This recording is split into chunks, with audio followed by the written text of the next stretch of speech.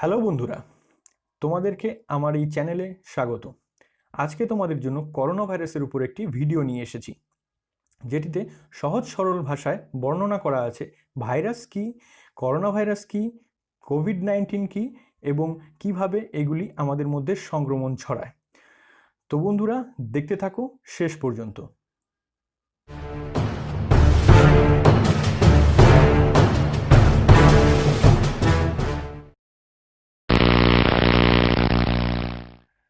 তো চলো বন্ধুরা, প্রথমেই দেখে নেওয়া যাক ভাইরাস কি। ভাইরাস হচ্ছে একটি মাইক্রোস্কোপিক প্যারাসাইট, অর্থাৎ এটি খুবই ক্ষুদ্র হয়, যেটিকে মাইক্রোস্কোপে জেনারেলি ইলেকট্রন মাইক্রোস্কোপ ছাড়া দেখা যায় না, এবং এটি একটি ব্যাকটেরিয়ার থেকে ছোট হয়। Lack the capacity to thrive and reproduce outside of a host body, অর্থাৎ যে সেলটিকে এটি আক্রমণ করে তার বাইরে এটি কিন্তু একটি জড় পদার্থের মতন আচরণ করে। এটি কোনো ধরনের রিপ্রোডাক্টিভ অ্যাক্টিভিটি এবং কোনো ধরনের অ্যাক্টিভিটি এই যে সেলকে আক্রমণ করবে তার বাইরে করতে পারে না। অর্থাৎ এটি হোস্ট বডির বাইরে জড় পদার্থের মতন এবং হোস্ট বডির ভেতরে সক্রিয়ভাবে কাজ করে। অর্থাৎ এটি কিন্তু একটি লিভিং এবং নন লিভিংয়ের মধ্যবর্তী স্টেটের বস্তু। এটির ভিতরে থাকে একটি নিউক্লিক অ্যাসিড, এটি আরএনএ হতে পারে অথবা ডিএনএ হতে পারে। এই নিউক্লিক অ্যাসিডটি এই ভাইরাসের সমস্ত রকমের ইনফরমেশন ক্যারি করে এবং এটিকে সারাউন্ড করে থাকে একটি প্রোটিনের কোটিংস, যেটিকে বলা হয় এনভেলপ। এই এনভেলপ এই ভাইরাসের নিউক্লিক অ্যাসিডটিকে সুরক্ষা প্রদান করে এবং ভাইরাসটিকে একটি স্ট্রাকচার প্রদান করে। Term virus is derived from Latin which means poison or venom. এই ভাইরাস শব্দটি কিন্তু একটি ল্যাটিন শব্দ থেকে নেওয়া, যার অর্থ হচ্ছে পয়জন অর ভেনম। এটি হচ্ছে একটি আদর্শ ভাইরাসের ছবি। এর ভেতরে আমরা দেখতে পাচ্ছি একটি নিউক্লিক অ্যাসিড, এটি আরএনএও হতে পারে অথবা ডিএনএও হতে পারে, এবং একে সারাউন্ড করে থাকে একটি প্রোটিনের আবরণী, যেটিকে বলা হয় এনভেলপ।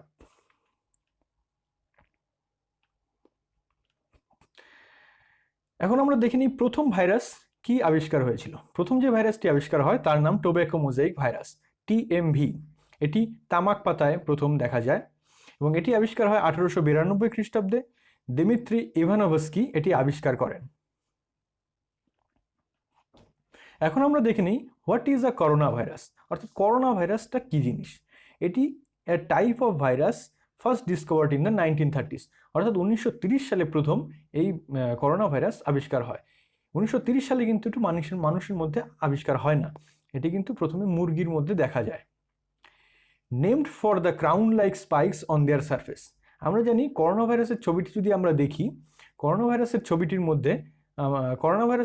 মধ্যে আমরা দেখতে পারবো যে ওর এনভেলপের চারিদিকে কিন্তু স্পাইক প্রোটিন থাকে। এই স্পাইকগুলি দেখতে অনেকটা ক্রাউনের মতন মনে হয়, যেন ভাইরাসটি ক্রাউন পরে আছে, এবং ল্যাটিন শব্দ করোনার অর্থ হচ্ছে ক্রাউন, সেখান থেকে এই ভাইরাসের নাম এসেছে করোনা ভাইরাস।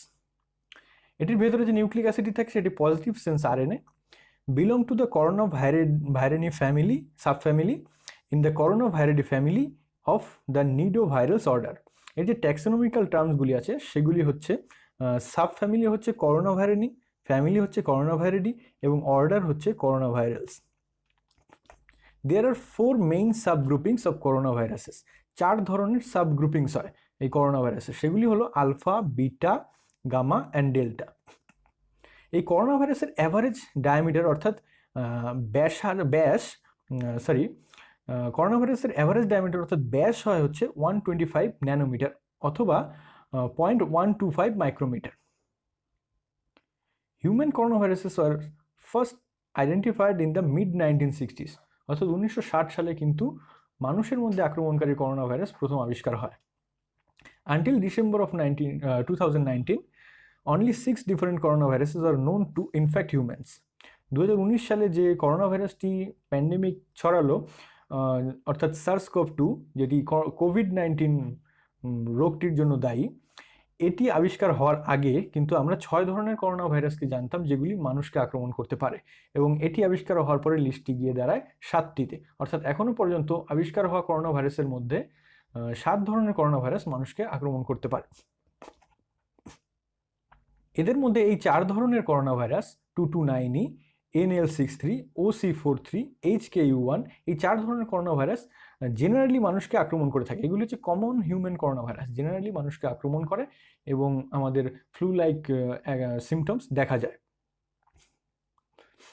বাকি 3টি আমাদের মধ্যে কিন্তু প্যান্ডেমিকের কারণ হয়েছে।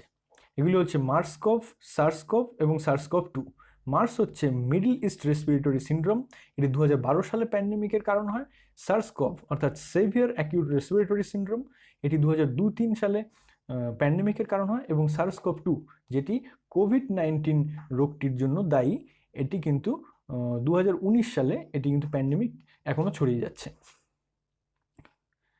মার্সের মর্টালিটি রেট 37%, সবচেয়ে বেশি।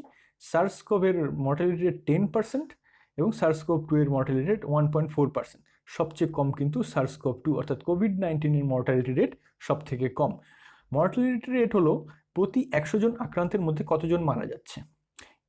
মার্সে প্রতি 100 জন আক্রান্তের মধ্যে 37 জন মারা যাচ্ছিল এবং সার্সকভ-2তে দেখা যাচ্ছে প্রতি 100 জন আক্রান্তের মধ্যে কিন্তু 1.4 জন মারা যাচ্ছে।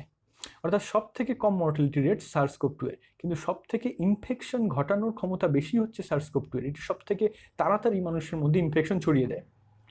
কিন্তু মার্সকভ এবং সার্সকভ যেগুলি আগে প্যান্ডেমিক ছড়িয়েছিল 2012 এবং 2002-3 সালে, এগুলির কিন্তু ইনফেকশনের ক্ষমতা সার্সকভ-2 এর থেকে একটু কম। এখন দেখি সার্সকভ-2টা কি। A strain of corona viruses that causes corona virus disease 2019 or কোভিড-19।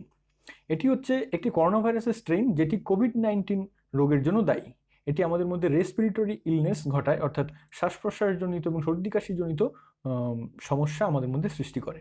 এটি হচ্ছে দ্য সাকসেসর টু সার্সকভ-1।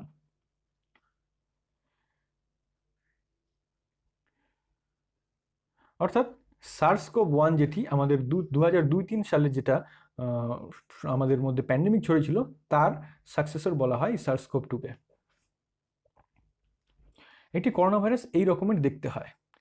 এর ভেতরে থাকে এই nucleic acid, single stranded positive RNA, এবং একে ঘিরে থাকে এই এনভেলাপটি, প্রোটিনের এনভেলাপটি, এবং এর মধ্যে থাকে এই স্পাইক প্রোটিনগুলি, এবং এর সাথে কিছু মেমব্রেন প্রোটিন থাকে যেগুলি স্পাইক প্রোটিনকে আমাদের হোস্ট বডির রিসেপ্টরের সাথে বাইন্ড হতে সাহায্য করে।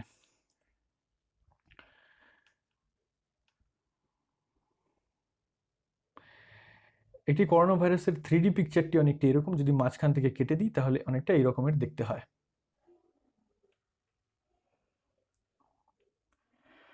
করোনা ভাইরাসের স্পাইক প্রোটিনটি আমাদের যে রিসেপ্টরের সাথে বাইন্ড হয়ে যায়, সেই রিসেপ্টরটি আমাদের রেসপিরেটরি সিস্টেম, লিভার, কিডনি এটসেট্রাতে থাকে।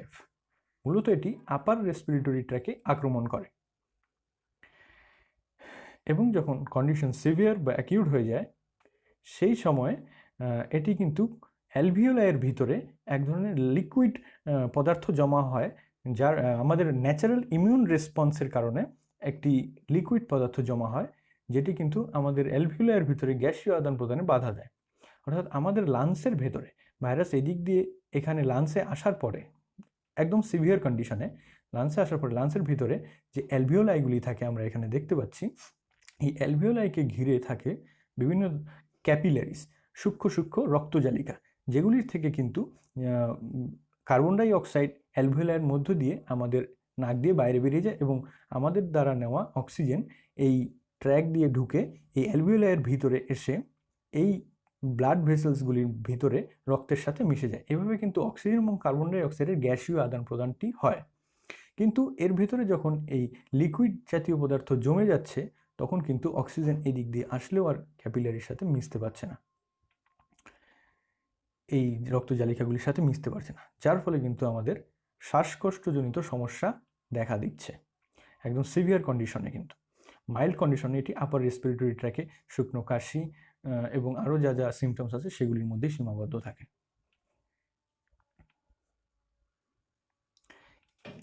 আমরা জানি যে এটি আমাদের ইনফেক্টেড পার্সনের ড্রপলেটস থেকে আরেকজনের মধ্যে যদি সেগুলি যায়, তাহলে সংক্রমণটি ছড়ায়। কিন্তু এগুলি আমাদের এক একটি সেলকে কিভাবে ইনফেক্ট করে তার প্রসেসটি চলো একটু দেখে নেওয়া যাক। ধরে নিই এটি একটি সেল, আমাদের শরীরের একটি সেল যেখানে এই ভাইরাসটি আক্রমণ করবে, অর্থাৎ হোস্ট বডি। এই হোস্ট বডিতে এই একটি রিসেপ্টর থাকে, এই রিসেপ্টরটির নাম ACE2 রিসেপ্টর, অর্থাৎ অ্যাঞ্জিনোটেনসিন কনভার্টিং এনজাইম 2। এই রিসেপ্টরটি এই করোনা ভাইরাসের এই স্পাইক প্রোটিনগুলির সাথে বাইন্ড করে যায়, অর্থাৎ এই রিসেপ্টরের যে রকম শেপ, এই করোনা ভাইরাসের স্পাইক প্রোটিনটির শেপের সাথে এটি খাপে খাপে মিলে যায় বলে কিন্তু এর সাথে এটি বাইন্ড করে যায়। তখন এটি এই ভাইরাসটিকে এই কোষের মধ্যে ঢুকতে সাহায্য করে।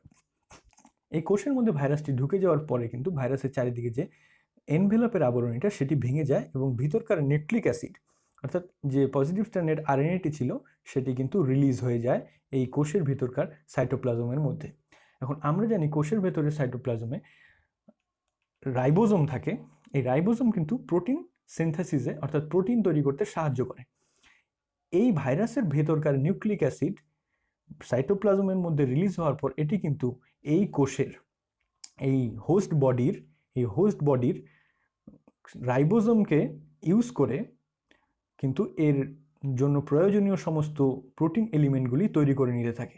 অর্থাৎ এই নিউক্লিক অ্যাসিডের প্রোটিন এলিমেন্টগুলি কী কী? এর চারিদিককার যে এনভেলপ, স্পাইক প্রোটিন এবং মেমব্রেন প্রোটিন, মেমব্রেনের মধ্যে এই স্পাইক প্রোটিন ছাড়া এই ক্যাপসিডে আরও কিছু কিছু সূক্ষ্ম সূক্ষ্ম প্রোটিন থাকে যেগুলি এই স্পাইক প্রোটিনটিকে এই রিসেপ্টরের সঙ্গে বাইন্ড হতে সাহায্য করে। সেই সমস্ত প্রোটিন এলিমেন্টগুলি কিন্তু এই কোষের রাইবোজোমকে ইউজ করে এই নিউক্লিক অ্যাসিডটি তৈরি করে নেয় এবং এরপর আরএনএ ডিপেন্ডেন্ট আরএনএ পলিমারেজ উৎসেচকের সাহায্যে এই আরএনএটি রেপ্লিকেট করতে থাকে, অর্থাৎ একটি আরএনএ থেকে 2টি 3টি এভাবে অনেকগুলি আরএনএ তৈরি হতে থাকে এবং তৈরি হওয়ার পরে এই সমস্ত আরএনএগুলি এই তৈরি হওয়া প্রোটিন এলিমেন্টগুলিকে সাথে নিয়ে অ্যাসেম্বল হয়ে একটি নতুন ভাইরাস তৈরি হয়। নতুন ভাইরাস তৈরি হওয়ার পর সেটি এই কোষ থেকে বেরিয়ে গিয়ে দ্বিতীয় একটি কোষে আক্রমণ করে, তখন কিন্তু এই কোষটি ধ্বংসপ্রাপ্ত হয়ে যায়। এইভাবে সংক্রমণ কিন্তু আমাদের সারা শরীরে ছড়িয়ে পড়তে থাকে। তো বন্ধুরা, আশা করি এই ভিডিওটি তোমাদের অনেক কাজে লাগবে। তোমাদের কাছে আমার রিকোয়েস্ট, তোমরা সোশ্যাল ডিস্টেন্সিং সকলে মেনটেন করো এবং গভর্নমেন্ট এবং হু দ্বারা যে সমস্ত প্রিকশনারি মেজার্সগুলোর কথা বলা হয়েছে, যা যা করতে বলা হয়েছে সেগুলি তোমরা যথাযথ মেনে চলো। আমি আশা রাখছি আমরা খুব তাড়াতাড়ি এই প্যান্ডেমিক থেকে বেরিয়ে আসব। সবাই ভালো থাকুক আমার দেশ। Thank you. দেখতে থাকো সিভিল সার্ভিস রেডিও।